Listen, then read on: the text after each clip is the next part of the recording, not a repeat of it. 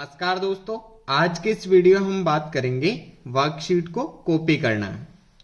Worksheet में जो भी हमारा डेटा होता है, हम उसको अगर हमारी एक नई शीट में चाहिए होता है तो हम उसको Ctrl+C से कॉपी करके आगे वहां पर पेस्ट कर देते हैं। यहाँ हम उदाहरण से समझते हैं। जैसे अगर मान लीजिए आपको सेम यही डेटा है किसी और वर्कशीट पे चाहिए, तो उसके लिए हम क्या करेंगे, यहाँ से सबसे पहले डेटा को सेलेक्ट करेंगे, यहां से कॉपी करेंगे Ctrl+C। अब उसके बाद अगर हमें एक नई शीट पे चाहिए तो हम यहां से प्लस पे क्लिक करेंगे। हमारे सामने यहां पर एक शीट है, वो ओपन हो गई। अब यहां जहां पे भी हम डेटा चाहिए वहां पर हम Ctrl+V करेंगे। जैसे ही मैंने Ctrl+V किया तो मेरा डेटा कुछ इस तरीके से दिखाई दे रहा है।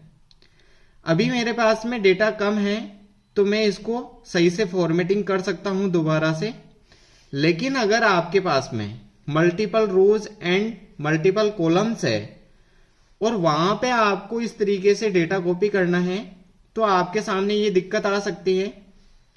इसके लिए हम क्या करेंगे, यहां पर जो हमारी सीट है, सीट ए, अब इसका जो फॉर्मेटिंग है वो इसी तरह रहे, जो इसकी कॉलम साइज है, रो साइज है, वो भी ऐसी रहे। इसके लिए हम क्या करेंगे, यहां जैसे ही सीट 1 है इसको हम क्लिक करेंगे, उसके बाद कंट्रोल को क्लिक करेंगे। जैसे ही हम कंट्रोल को क्लिक करते हैं तो यहां पर एक प्लस का निशान आपको दिखाई दे रहा है। अब इसको जहां पे भी आप छोड़ेंगे वहां पर हमारे सामने सेम फॉर्मेटिंग के अंदर ये सीट आ जाएगी। अभी मैं यहां पे ही ड्रॉप करता हूं, या जहां पे भी आपको चाहिए वहां पे आप इसको रख सकते हैं। उदाहरण के लिए सीट डी के बाद में इसको रखता हूं, तो यहां पर हम देखते हैं सीट ए और यहां पर सीट 2। अभी दोनों का जो फॉर्मेट है वो एक जैसा ही है। यहां से हम इसका फॉर्मेट नेम चेंज कर सकते हैं।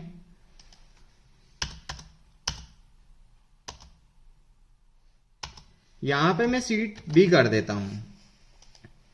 एक चीज हम यहां पे देख सकते हैं कि यहां जो हमारा फॉर्मेटिंग है वो सीट ए और सीट बी में बिल्कुल एक जैसा है। तो इस तरीके से हम अपना फॉर्मेटिंग एक जगह रख सकते हैं।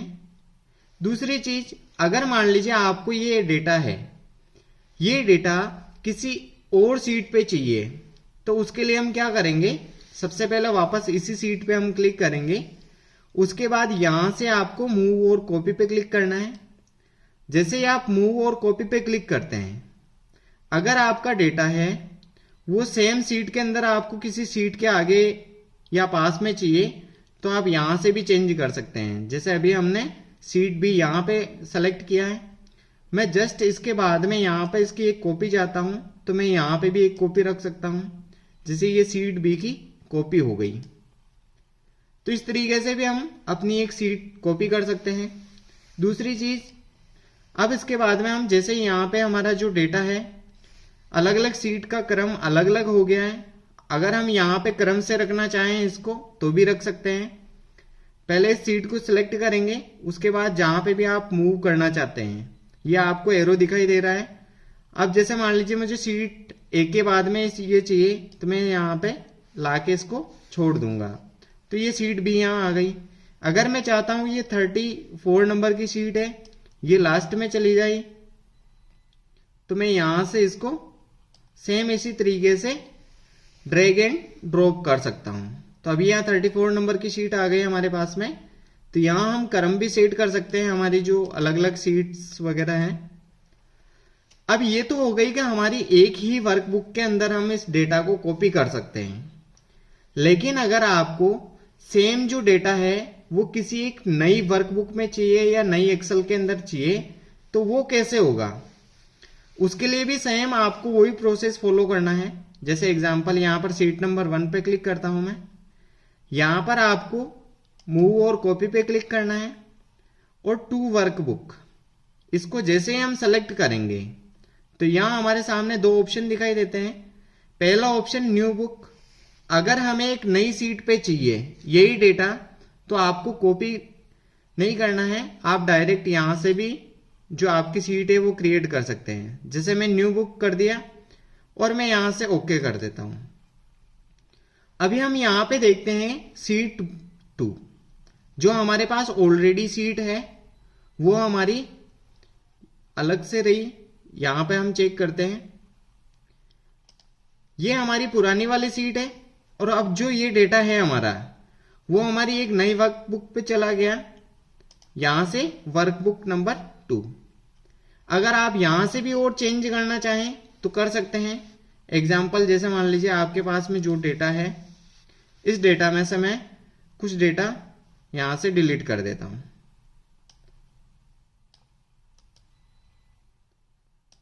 यहां से डेटा हमने डिलीट कर दिया।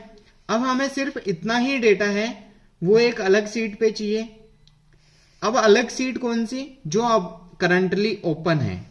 तो यहां से हम क्या करेंगे,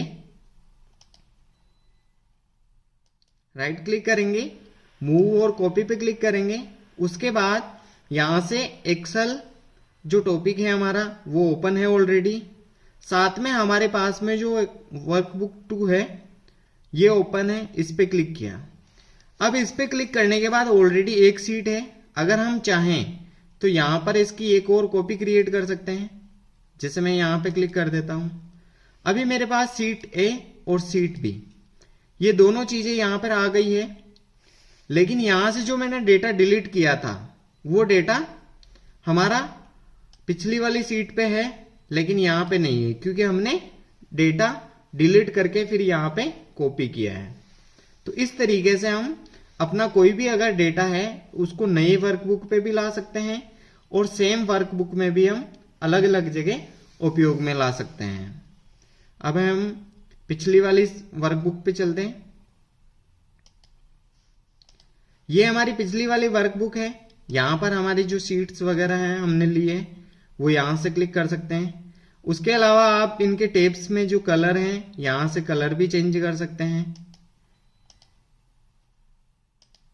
अब यहां से जैसे ही आप इस पे क्लिक करेंगे तो ये टेब का कलर अलग अलग हो जाएगा। यहां से अगर आप रीनेम करना चाहें तो यहां से रीनेम भी कर सकते हैं। अगर मान लीजिए आपको डिलीट करना है, अभी तो हमने ये कॉपी करके देखा, लेकिन अगर आपको कोई भी डेटा है उसको डिलीट करना है, यानी आपकी सीट डिलीट करनी है। अगर मान लीजिए मुझे सीट बी और 34 दोनों ही डिलीट करनी है, या फिर इस तरीके से मल्टीपल सीट आपको एक साथ डिलीट करनी है। अगर सिंगल आपको एक क्लिक करनी है तो आप यहां से राइट क्लिक करेंगे और डिलीट पे क्लिक कर देंगे। जैसे ही डिलीट पे क्लिक कर दें तो यहां से आपको पॉपअप शो होगा और इसमें आपका पूरा जो डेटा है वो डिलीट किया जाएगा। यहां से अगर हम डिलीट करते तो ये पूरा डेटा डिलीट हो जाएगा। अगर हमारे पास में इस तरीके से मल्टीपल सीट को हमें डिलीट करना है तो आप पहले सीट को क्लिक करें, उसके बाद कंट्रोल से जो भी सीटें आपको सेलेक्ट करनी है उनको सेलेक्ट करेंगे, राइट क्लिक किया और डिलीट। अभी हमारे पास में जो हमने सेलेक्ट कर रखी है 1, 2 और 3 सीट, और मैं यहां से क्लिक करता हूं तो ये हमारे पास से तीनों सीट डिलीट हो गई है। अभी हमारे पास 2 सीटें बची है। तो इस तरीके से आप मल्टीपल सीट्स को सेलेक्ट करके और उनको एक साथ डिलीट कर सकते हैं।